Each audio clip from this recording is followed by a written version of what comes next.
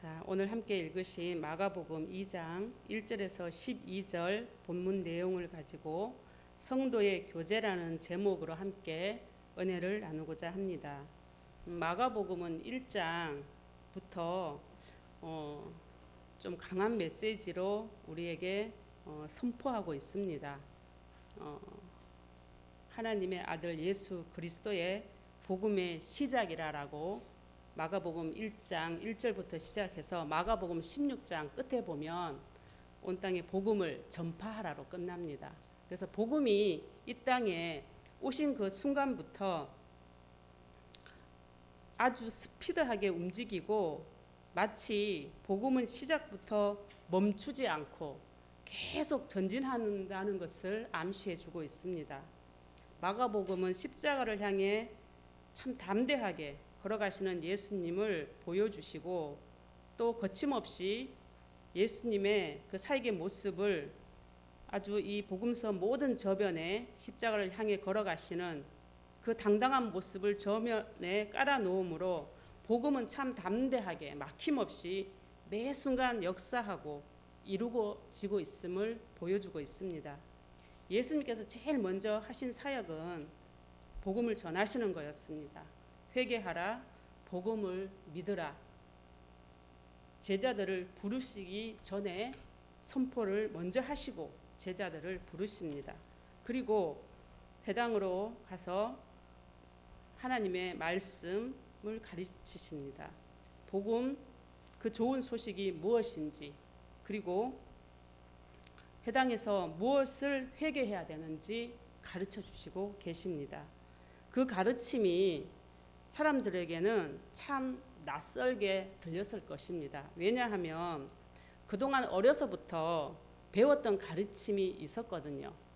이 서기관들과 율법 교사들이 회당에서 어렸을 때부터 율법에 관해서 또 장로들의 유전이라든지 그걸 많이 받았던 그런 신앙관이 자리 잡고 있었습니다. 그래서 그 고착된 신앙관이 예수님이 오셔서 이 복음, 이 회개하라, 그리고 하나님의 이 죄를 사하는 이 복음이 굉장히 그동안 들었던 복음, 하나님의 메시지와는 너무나 다른 겁니다. 그래서 굉장히 이해가 되지 않았을 수도 있는데 예수님께서 많은 이적을 보이십니다. 병자들을 고치기 시작한 거죠. 꼭 예수님의 그 복음의 메시지가 좋아서 모였다기보다는 아마 이적을 사람들이 눈에 보는 이적이 많은 사람들의 마음을 흔들어 놨을 수도 있습니다. 예수님께서 이 땅에 오셔서 제일 먼저 이제 가신 동네가 가버나움입니다. 가버나움은 어떤 동네냐면 위로의 마을이라는 의미를 가지고 있습니다. 그리고 이 가버나움의 공생애 동안 가장 이적을 많이 베푸신 곳입니다. 첫 번째 사역지였기도 하고요. 근데 회당에 딱 들어갔는데 그 회당에 귀신 들린 자가 있었다고 합니다. 참 회당에 귀신 들린 자가 있었다는 게 참 믿어지지 않겠지만 지금도 어쩌면 이 교회 안에서도 귀신 들린 자가 있을 수 있습니다. 성경에서 말하는 이 귀신 들린 자는 악한 영에 시달리고 있는 사람들이라는 뜻입니다. 그리고 베드로의 장모를 또 고쳐주십니다. 그리고 또 나병 환자를 고쳐주시고요. 그 다음에 이렇게 말씀하십니다. 이 일을 아무에게도 얘기하지 말았으면 좋겠다. 근데 동네 사람들이 그걸 따르지 않고 많은 소문을 냅니다. 그래서 잠시 한적한 곳에 피해 계시다가 오늘 읽은 2장에 보면 좀 수일 후에 다시 그곳으로 오셨다고 합니다. 근데 다시 오셔서 그 어느 집에 들어가셨다고 하죠. 그래서 학자들은 이 집이 베드로의 장모의 집이지 않을까라는 추론을 합니다. 그 집에 들어갔는데 또 사람들이 막 몰려드는 거예요. 왜냐하면 고침이 일어나는 것을 눈으로 보고 하니 아마 병자들이 굉장히 많이 왔을 것 같아요. 그런데 그 와중에 또 사람들이 한 중풍병자를 4사람에게 들것에 이렇게 메어 가지고 왔다고 합니다. 중풍병자는 어떤 사람이냐면 우리가 몸에 뇌가 있는데 뇌 안에 신경 조직이 있습니다. 참 신기하게도 12신경 조직이 있다고 합니다. 그 신경 조직이 하는 일은 판단하고 생각하고 또 몸에 이렇게 각 기관에게 지시하고 명령하는 그러한 일들을 합니다. 근데 이 지시하고 명령하는 그 일들을 하는 그 기관에서 좀 이상한 물질이 생성돼서 그 뇌 안에 피가 이렇게 지나가는데 그것을 그 물질이 나오면 탁 막는다고 합니다. 그래서 그게 응고되고 그것이 피를 통하지 못하게 딱 막으면은 그게 갑자기 퍽 터진다고 합니다. 그래서 그걸 요즘 뇌출혈이라고 하죠. 그 뇌출혈과 뇌경색이라고 합니다. 그래서 거기에 쓰러진 사람들은 수술을 받는다든가 치료 후에 완치되는 경우도 있지만은 많은 사람들은 또 중풍이라는 그 후유증이 찾아온다고 합니다. 그래서 중풍은 한쪽만 마비되는 특성을 갖고 있습니다. 이게 이제 얼굴의 어떤 한쪽은 기능을 좀 하지만 한쪽은 기능을 잘 못하는 그런 형편의 교회에서 한 이 중풍병자는 영적으로 신앙생활을 하면서 중풍병자의 이 헬라어 원형에 보면 어떤 의미가 있냐면 아주 심한 것에 얻어맞아서 기절한 자 이렇게 또 표현을 하고 있습니다. 그래서 이 당시에 말하는 중풍병자는 율법에 마비돼서 몸을 꼼짝도 못하는 유대인을 상징하고 있다. 이스라엘 백성들을 상징하고 있다. 이런 의미도 갖고 있습니다. 이 중풍병자를 사람들이 데려오죠. 그럼 그 사람들은 어떤 사람이었냐면 치료를 예수님 이 가버나움에 처음에 왔을 때 그 중에 누군가 치료받았을 사람도 있을 수 있을 것이고 또 치료하는 것을 본 사람이었을 수도 있을 것이고 또 소문을 듣고 정말 꼭 치료를 원해서 데리고 온 사람일 수도 있습니다. 그런데 이 예수님께서 그전에는 많은 사람들을 그냥 고쳐주셨거든요. 근데 이 자에게는 조금 다른 고침의 역사가 일어납니다. 죄 사함에 대한 그러한 선포를 하시고 고쳐주십니다. 이 나음이라는 것은 우리가 꼭 병을 낫다라는 이야기도 되겠지만 나음이라는 것은 이 정답을 알았다는 그런 의미도 있습니다. 낫게 하셨다는 건 어떤 정말 정답을 알게 했다라는 의미가 있습니다. 그래서 이 낫다라는 의미는 그동안 알고 있었던 하나님에 대한 우리의 생각 이런 것들이 틀렸는데 진실을 알게 됐다. 그게 또 나음을 입었다는 표현 속에 들어 있습니다. 많은 이 이스라엘 백성들은 율법을 통해서 하나님의 어떤 행위적으로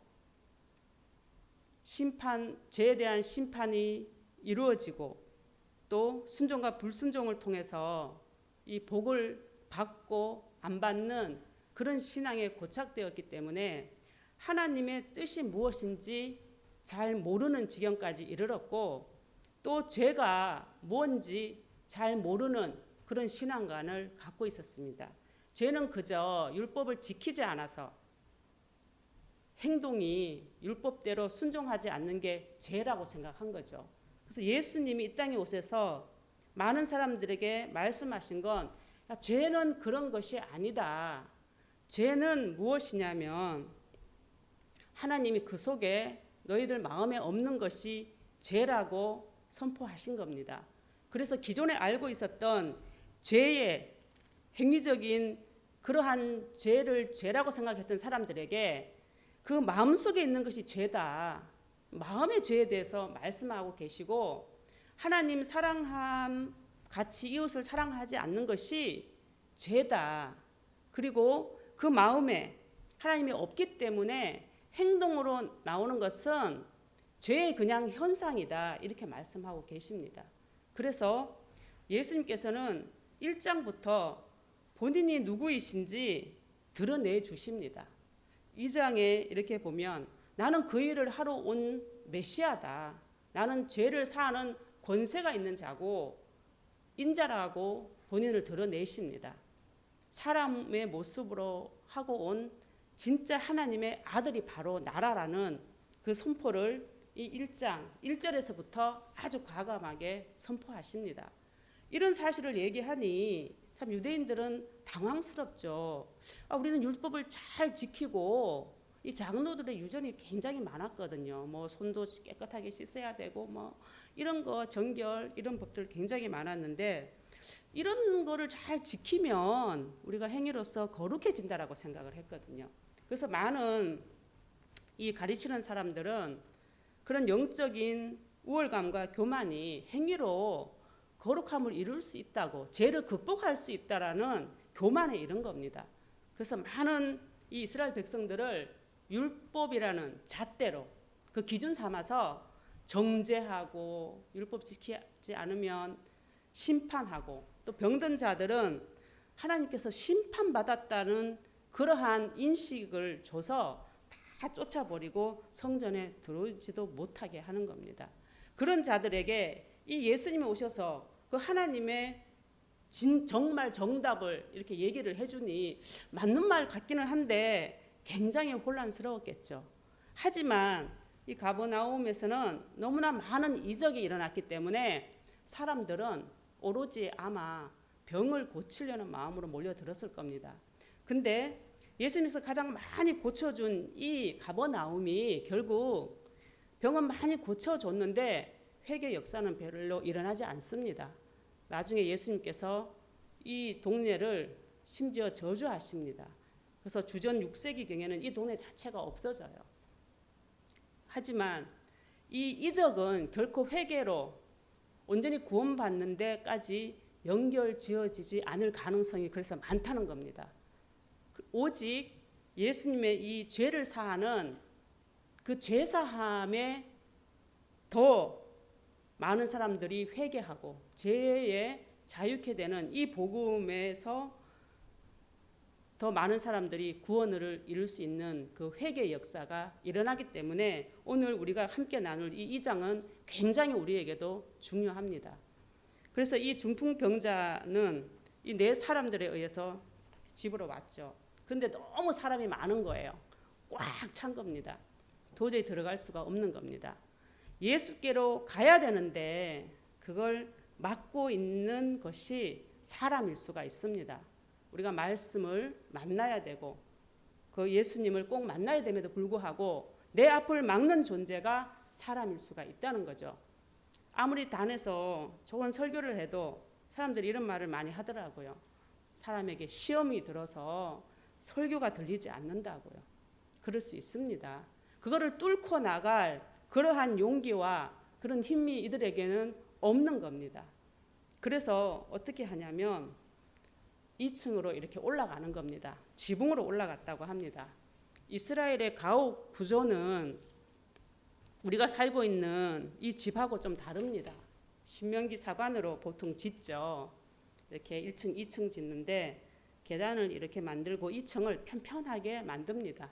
난관도 튼튼하게 만들라고 주님이 당부하셨기 때문에 하나님께서 그래서 어떤 재료로 만드냐면 이제 이렇게 볼을 딱 하고 갈대나 월계 종려나무 이파리 같은 걸로 쫙 깔고 흙을 이렇게 덮습니다. 그리고 그 위에다가 또 갈대 같은 거나 종려나무 이파리를 덮고 또 흙을 해서 이렇게 편편하게 만들고요. 그게 이렇게 움직이지 말라고 석회석 같은 거를 이렇게 둔다고 합니다.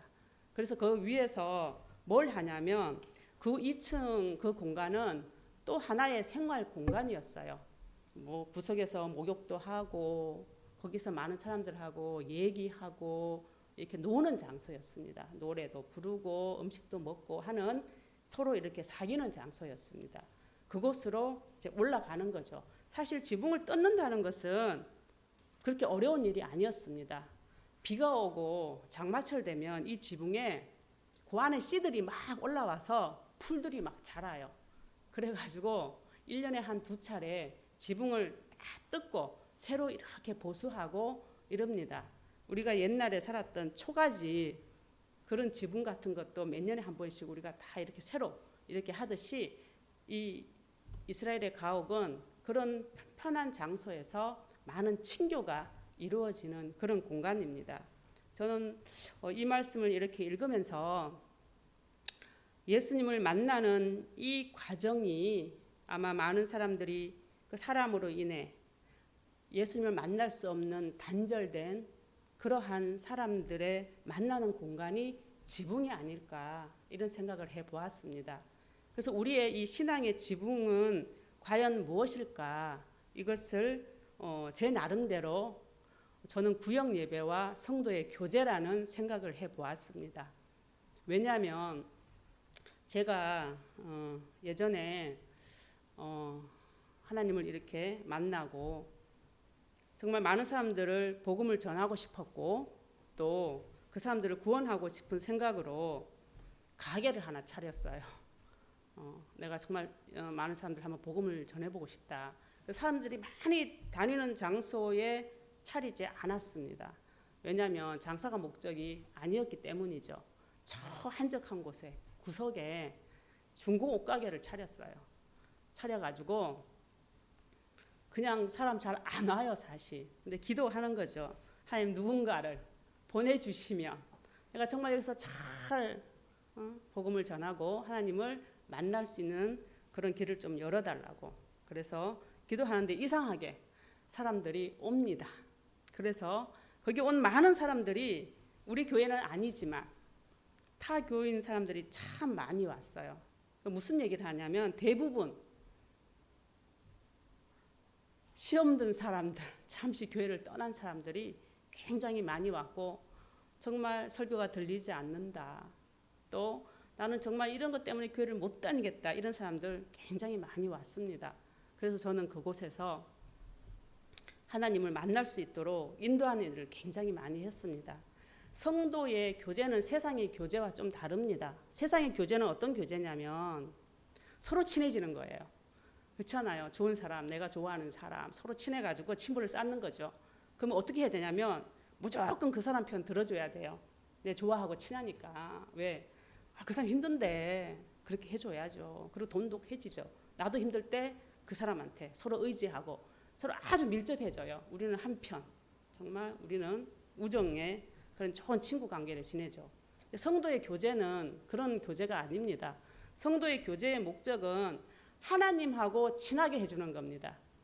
내가 저 사람을 하나님하고 친할 수 있도록 중간 역할을 해주는 겁니다. 그래서 오히려 지나친 위로나 지나친 나를 의존하게 만드는 것이 오히려 그 목적에 합당하지 않습니다.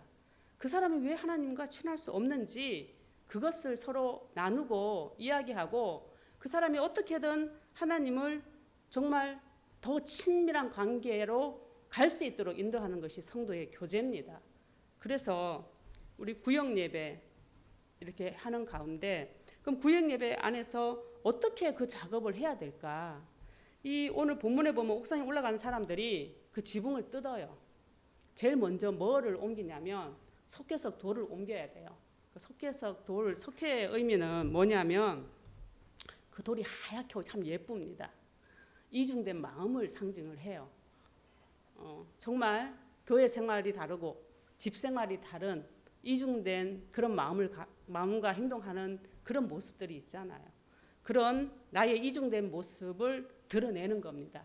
그리고 두 번째, 진흙을 파헤치는 거죠. 진흙의 의미는 우리 자신입니다. 우리가 흙으로 만들어진 존재죠. 나를 심각하게 바라보는 겁니다. 내 안에 뭐가 있는지 파보는 겁니다.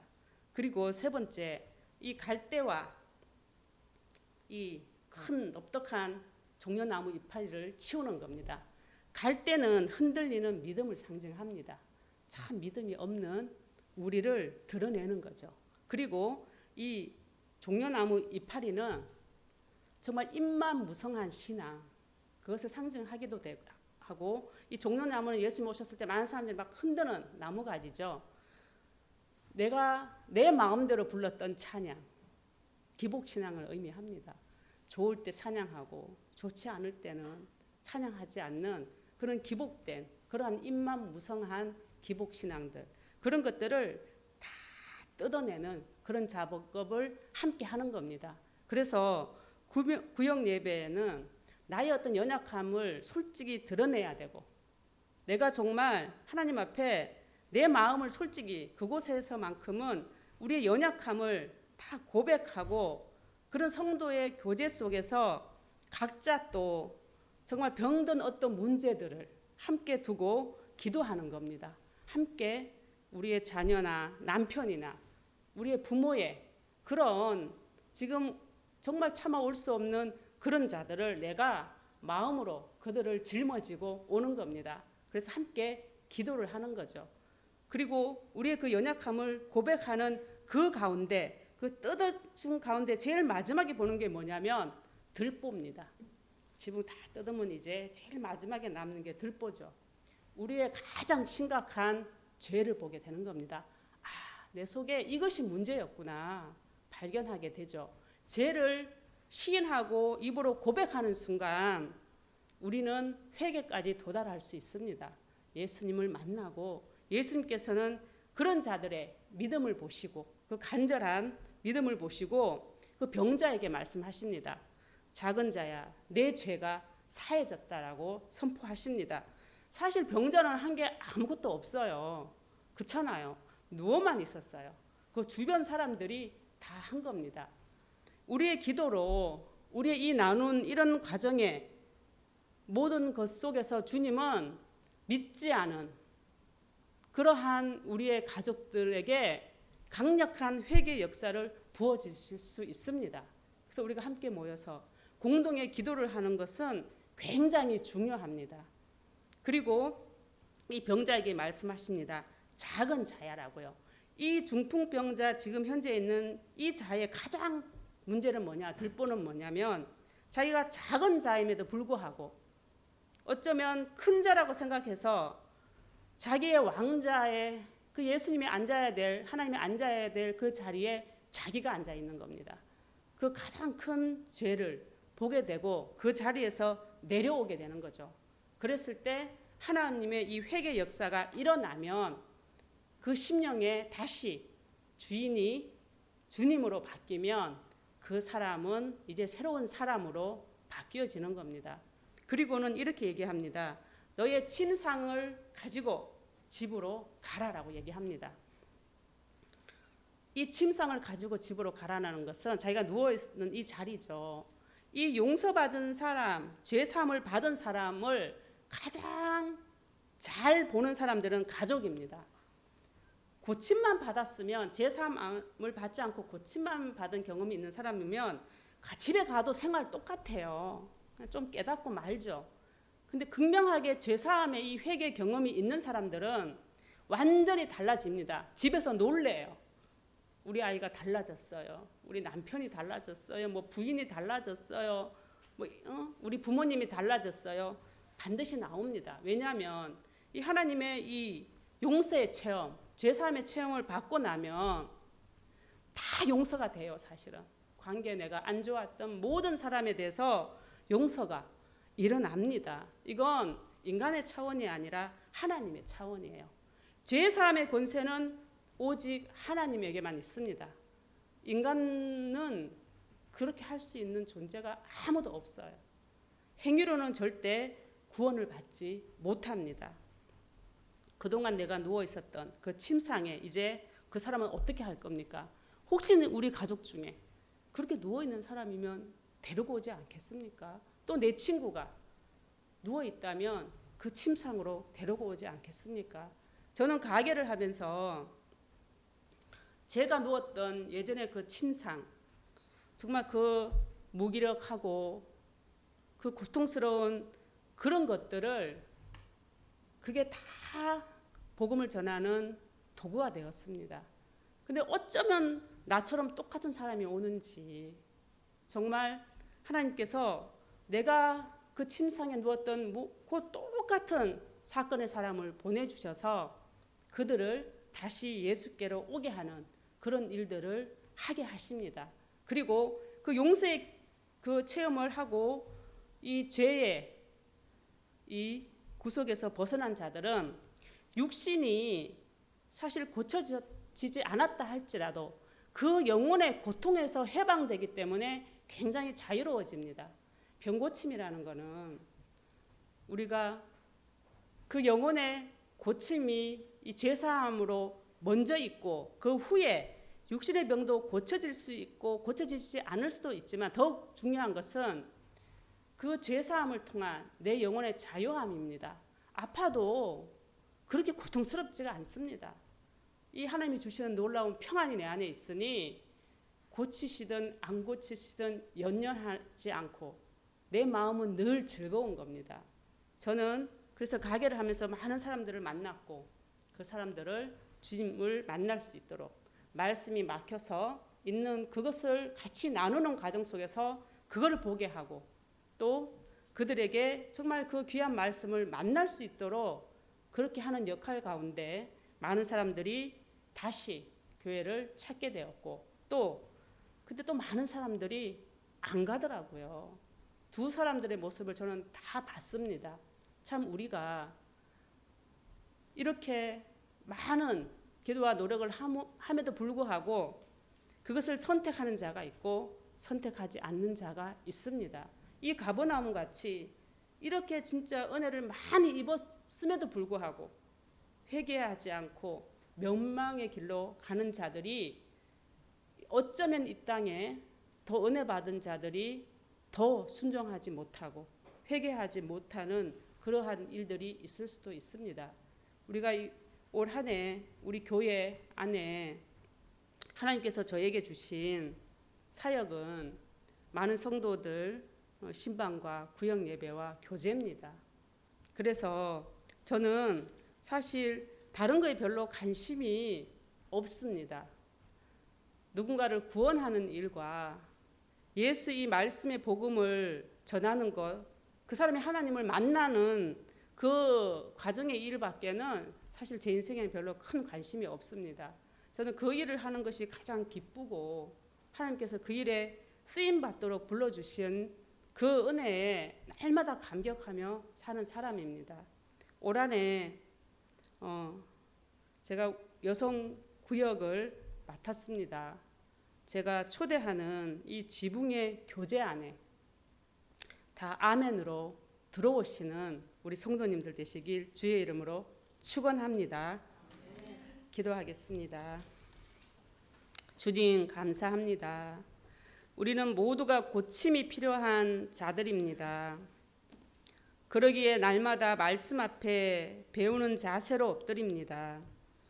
우리가 우리의 생각으로 고착시킨 진리의 말씀에 고침이 있게 하여 주시고 복음의 참 진리가 무엇인지 바로 아는 지식을 허락하여 주시옵소서. 참 즐거운 교회를 사랑하시고 우리와 교제하시길 원하시는 주님께 감사드립니다. 성도의 교제 속에서 주님 함께 하심을 믿습니다. 그 함께 하시는 주님의 음성을 교제 속에 듣게 하여 주시고 세상의 교제가 아니라 하나님과의 관계에 회복되는 성도의 교제가 이곳에 있게 하여 주시옵소서.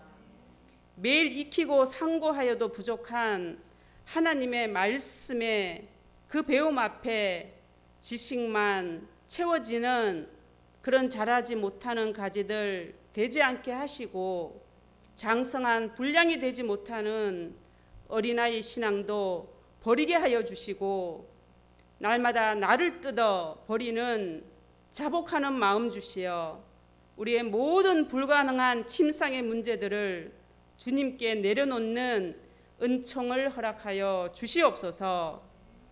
우리 입술에 선하고 거룩한 파수꾼을 날마다 세워주셔서 정죄와 판단이 설 자리 없게 하시고 우리의 그 교제 속에 기도에 튼튼한 울타리를 쳐주시어 떨어지는 자들, 실족하는 자들 없게 하여 주시고 주님이 앉아야 할 우리 심령에 놓인 그 왕자의 의자 안에 우리가 앉았던 모든 일어섬이 있게 하시고 그 자리에 주님 앉으심으로 홀로 영광 받게 하여 주시옵소서. 감사합니다. 우리 구주 예수 그리스도 이름으로 기도 드리옵나이다. 아멘.